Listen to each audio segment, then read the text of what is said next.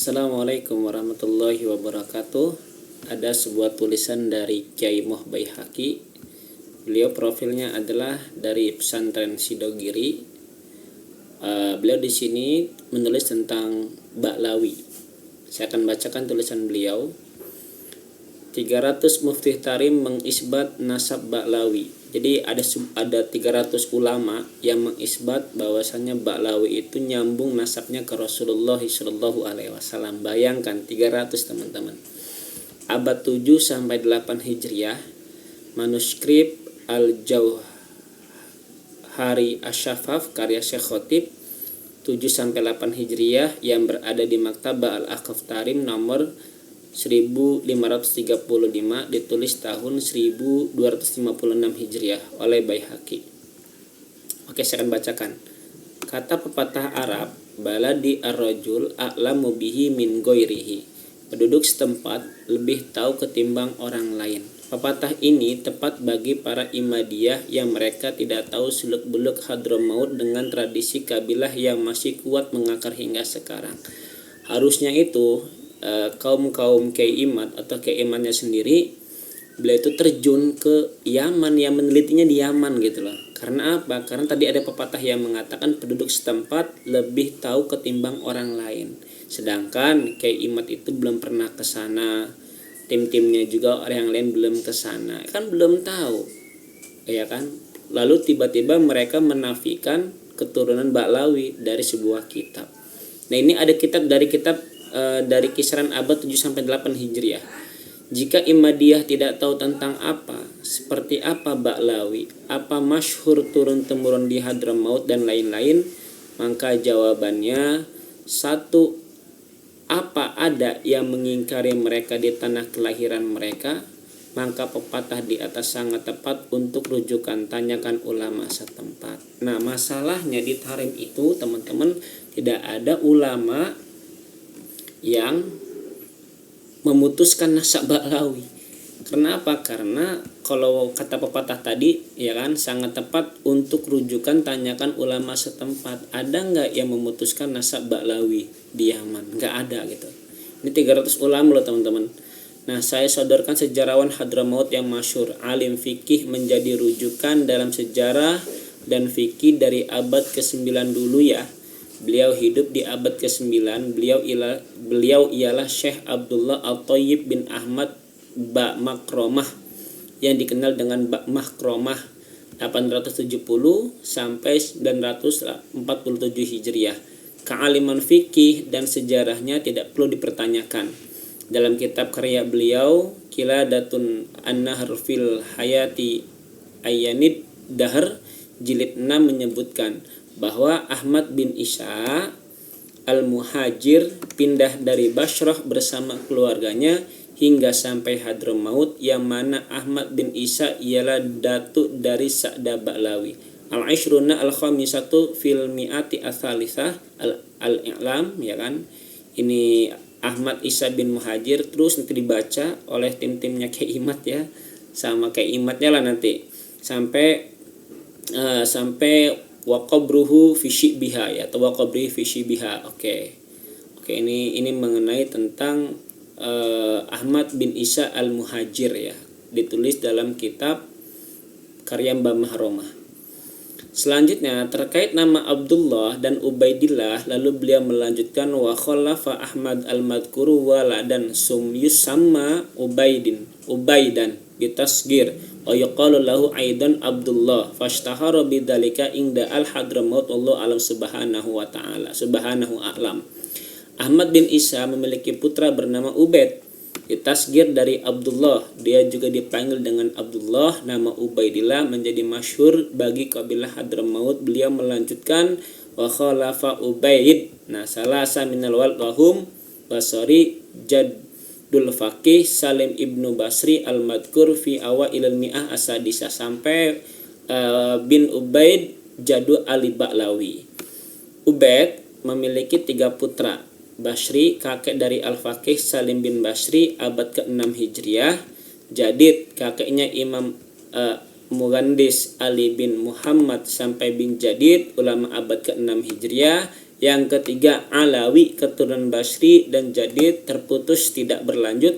Namun putra Ubaidillah di puncak abad ke-6 Hijriah tidak memiliki keturunan kecuali keturunan Syekh Alawi bin Ubaidillah yang menjadi Datuk Sa'da Ba'lawi. Tidak berhenti di situ, bahkan beliau menyebutkan 300 muftih tarim yang mengisbat nasab Ba'lawi dan ditetapkan nasab Ba'lawi di depan hakim dengan 100 saksi. Hingga para ulama dan orang-orang soleh ijma atas sahihannya nasab Ba'lawi. Berikut redaksinya. Qala al-Khatib terus ulama Qadima Ahmad bin Isa sampai wasolihun, ya, bisa dibaca oleh kalian sendiri. Nah, Syekh Makromah memiliki riwayat dari kitab Al-Jauharus Syafaf karya Syekh Abdurrahman bin Muhammad Al-Khatib 724 Hijriah. Kitab Al-Jauhar Syafaf masih dalam bentuk manuskrip di Maktabah Al-Ahqaf Tarim nomor 1535 dengan salinan naskah pada tahun 1256 Hijriah. Saya tampilkan di SS bawah. Alhamdulillah saya punya PDF-nya. Dalam isbat nasab cukup adanya saksi 2 adil, lebih-lebih 300 mufti mengisbat dan disaksikan oleh 100 saksi lebih, itu jauh lebih dari cukup dalam penetapan nasab. Mau tahu siapa aja yang mengisbat mentashih nasab Ba'lawi di antara abad ke-7 dan ke-8? Yuk kita lanjutkan nukilan dari kitab Al-Jauharus Syafaf yang dinukil oleh Syekh Makromah dalam kiladahnya berikut. Qala wa min man sahaha, terus ya sampai wallahu a'lam, setidaknya di antara abad ke-8 ke-7 dan ke-8 ada banyak mufti Syafi'iyah yang mengakui dan mentasyikan nasab Ba'lawi, di antaranya Imam Muhammad bin Abil Hub, Imam Ahmad bin Muhammad Al-Marwani At-Tarimi, ya kan, kemudian Imam Al-Muhaddis Umar bin Ali, Imam Al-Qutbu Abdullah Yafi dan lain-lainnya. Anda tahu siapa Abdullah bin Asad Al-Yafi? Beliau termasuk salah satu ulama Syafi'iyah yang termasuk dalam Tabaqat Asy-Syafi'iyah disebutkan oleh Al-Imam Subki dan Qadi Ibnu Abi Syu'bah. Beliau berasal dari Yaman lalu pindah ke Mekah hingga wafat di sana. Oke. Lanjut ya. Imam Asy-Syubki dalam Tabaqahnya mengatakan Abdullah ibnu As'ad ibnu Ali al-Yamani al-Yafi'i ar-rajulu as-salihu sahibul musannafat al-kathirah wa nadmul kathirah, ya kan, ustumi'at fi makna sanah sab'a wa arba'ina wa sab'u mi'atin wa tufiya bi Makkah sanah sab'a wa sitina wa sab'a mi'atin fi Jumadil ula minha. Imam Qadi Abi Syu'bah Ubaidillah bin As'ad bin Ali bin Sulaiman. Terus sampai sini ya teman-teman, qabla sab'u mi'atin ya. Sab'u mi'ati Al-Jarqali mengidentifikasi bahwa Imam Ubaidillah bin Asad Al-Yafi ini hidup di abad ke-7 dari tahun 698 sampai 768 Hijriah, semasa dengan Imam Tajuddin Asy-Syubki. Secara tidak langsung Syekh Khatib yang 724 Hijriah memberi informasi yang valid atas isbat nasab Ba'lawi di masa beliau, yang mana beliau juga sejaman dengan Al-Imam Muyafi kala itu. Ada beberapa poin penting, kata Ustadz Baihaqi. Pertama, Imam Alawi bin Ubaidillah sudah masyhur sejak abad ke-6 tuh teman-teman, sebagaimana disebutkan Syekh Makromah di awal. Kedua, isbat nasab Ba'lawi terjadi di abad 7 sampai 8 Hijriah. Secara logika, tidak mungkin para mufti dan ulama kala itu mengisbat jika nasab Sa'd Ba'lawi tidak masyhur di kalangan penduduk setempat, apalagi disaksikan dengan jumlah saksi yang cukup banyak di depan hakim. Ketiga, ketersambungan pencatatan sejarawan Hadramaut dari abad 7 sampai 89 secara berurutan hingga sekarang, dan ini semua data dari non Ba'lawi. Di luar sana banyak data dari Ba'lawi memiliki data valid yang tidak bisa terbantahkan. Dari sini mungkin jelas apa kata Kiai Imad, wa inna afta al-muftun la nuqallibuhum. Meski para mufti memfatwakan nasab Ba'lawi, saya tidak akan terima. Ini kata Kiai Imad. Ternyata betul. Ada 300 mufti ditambah 100 saksi, bukannya hanya fatwa yang aja, tapi taraf ijma ulama kala itu. Terima kasih, kami diberitahu mana ulama dan mufti yang harus kami percayai.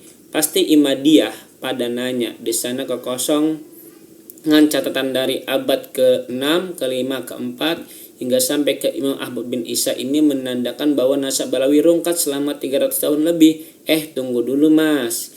Ini masih mending. Dicatat kitab Ibnu Tobah 4 Hijriah. Ada yang lebih parah, rungkat kekosongan selama 600 tahun lebih, tetapi tetap saja nasabah menerima dan mensohhekan. Apa benar? Santai dulu. Oke, ini ya manuskripnya teman-teman. Ya sudah jelas lah, nasab Ba'lawi itu terang menerang ya, terang menerang daripada yang dikatakan oleh Kiai Imad. Mungkin segini saja. Assalamualaikum warahmatullahi wabarakatuh.